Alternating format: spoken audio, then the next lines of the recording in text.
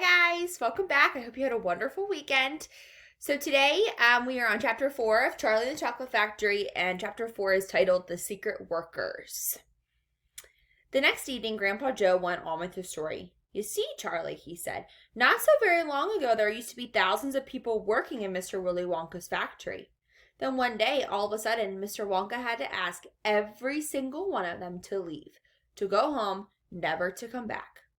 But why? Asked Charlie. Because of spies. Spies? Yes. All the other chocolate makers you see had begun to grow jealous of the wonderful candies that Mr. Wonka was making, and they started sending in spies to steal his secret recipes. The spies took jobs in the Wonka factory, pretending that they were ordinary workers, and while they were there, each one of them found out exactly how to make something certain and special that was made. And did they go back to their own factories and tell? Asked Charlie. They must have, answered Grandpa Joe, because soon after that, Fickelgruber's factory started making an ice cream that would never melt, even in the hottest sun. Then Mr. Prodnose's factory came out with a chewing gum that never lost its flavor, however much you chewed it. And then Mr. Slugworth's factory began making candy balloons that you could blow up to huge sizes before you popped them with a pin and gobbled them up, and so on and so on. And Mr. Willy Wonka tore his beard and shouted, "This is terrible! I shall be ruined! There are spies everywhere! I shall have to close the factory!" But he didn't do that, Charlie said. Oh, yes, he did. He told all the workers that he was sorry, but they would have to go home. Then he shut down the main gates and fastened them with a chain, and suddenly Wonka's giant chocolate factory began silent and deserted. The chimney stopped smoking, the machine stopped whirring, and from then on not a single chocolate or candy was made. Not a soul went in or out, or even Mr. Willy Wonka himself disappeared completely. Months and months went by. Grandpa Joe went on, but still the factory remained closed, and everybody said, "Poor Mr. Wonka. He was so nice, and he made such marvelous things, but he's finished now. It's all over." Then something astonishing happened. One day, early in the morning, thin columns of white smoke were seen to be coming out of the tops of all the tall chimneys of the factory. People in the town stopped and stared.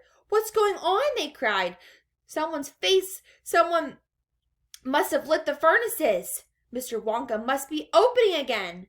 They ran to the gates, expecting to see them wide open, and Mr. Wonka standing there to welcome his workers back. But no. The great iron gates were still locked and chained as securely as ever, and Mr. Wonka was nowhere to be seen.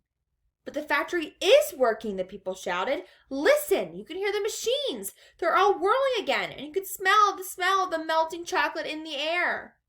Grandpa Joe leaned forward and laid a long, bony finger on Charlie's knee, and he said softly, "But most mysterious of all, Charlie, were the shadows in the windows of the factory.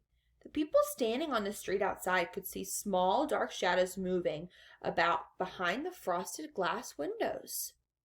"Shadows of whom?" said Charlie. That's exactly what everybody else wanted to know. "The place is full of workers," the people shouted, "but nobody's gone in. The gates are locked. It's crazy. Nobody ever comes out either." "But there was no question at all," said Grandpa Joe. "That factory was running, and it's gone on running ever since for these last 10 years. What's more, the chocolates and candies that's been turning out have been more fantastic and delicious of all time. And of course now, when Mr. Wonka invents something new and wonderful candy, neither Mr. Flickelberger, nor Mr. Prodnose, nor Mr. Slugworth, nor anybody else able to copy it. No spies can go into the factory to find out how it is made." "But Grandpa, who?" cried Charlie. "Who is Mr. Wonka using to do all the work in the factory?" "Nobody knows, Charlie." "But that's absurd! Hasn't someone asked Mr. Wonka?" "Nobody sees him anymore. He never comes out. The only thing that comes out of that place are chocolates and candies. They come out through a special trap door in the wall, all packed and addressed, and they are picked up every day by post office workers." "But Grandpa, what sort of people are they that work in there?" "My dear boy," said Grandpa Joe, "that is one of the great mysteries of the chocolate-making world. We know only one thing about them. They are very small." The faint shadows that sometimes appear behind the windows, especially late at night when the lights come on, are those of tiny people no taller than my knee. There aren't any such people, Charlie said. Just then, Mr. Bucket, Charlie's father, came into the room. He was home from the toothpaste factory, and he was waving an evening newspaper ratherly excited. Have you heard the news? He cried. He held up the paper so that they could see the huge headline. The headline said, Wonka Factory to be opened up last to lucky few. End of chapter 4. We'll read chapter 5, The Golden Tickets. You mean people are actually going to be allowed to go inside the factory? Cried Grandpa Joe. Read us what it says, quickly. All right, said Mr. Bucket, smoothing out the newspaper. Listen. Mr. Willy Wonka, the candy-making genius whom nobody has seen for the last 10 years, sent out the following notice today. I, Willy Wonka, have decided to allow 5 children, just 5, mind you, and no more, to visit my factory this year. These lucky 5 will be shown around personally by me, and they will be allowed to see all the secrets and the magic of my factory. Then at the end of the tour, as a special present, all of them will be given enough chocolate and candies to last them for the rest of their lives. So watch out for the golden tickets. 5 golden tickets have been printed on golden paper, and these 5 golden tickets have been hidden underneath the ordinary wrapping paper of 5 ordinary candy bars. These 5 candy bars may be anywhere in the shop, in the street, in any town, in any country in the world, upon any counter where Wonka candies are sold.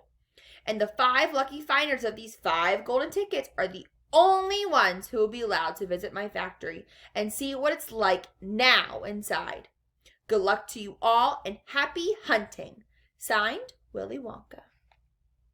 That man is Dottie, muttered Grandpa Josephine. He's brilliant, cried Grandpa Joe. He's a magician. Just imagine what will happen now. The whole world will be searching for those golden tickets. Everyone will be buying Wonka's candy bars in the hope of finding one. He'll sell more than ever before. Oh, and how exciting it would be to find one. And all the chocolate and candies that you could eat for the rest of your life for free, said Grandpa George. Just imagine that. They'd have to deliver them in a truck, said Grandma Georgina. It'll all make me quite ill to think about it, said Grandma Josephine. Nonsense, cried Grandpa Joe. Wouldn't it be something, Charlie, to open a bar of candy and see a golden ticket glistening inside? It certainly would, Grandpa, but there isn't a hope, Charlie said sadly. I only get 1 bar a year. You never know, darling, said Grandma Georgina. It's your birthday next week. You have as much of a chance as anybody else. I'm afraid that simply isn't true, said Grandpa George. The kids who are going to find the golden tickets are the ones who can afford to buy candy bars every day. Our Charlie gets only 1 a year. There isn't a hope. End of chapter 5. So I will be reading with you tomorrow. We're starting off on chapter 6, which is the first 2 binders. See you tomorrow.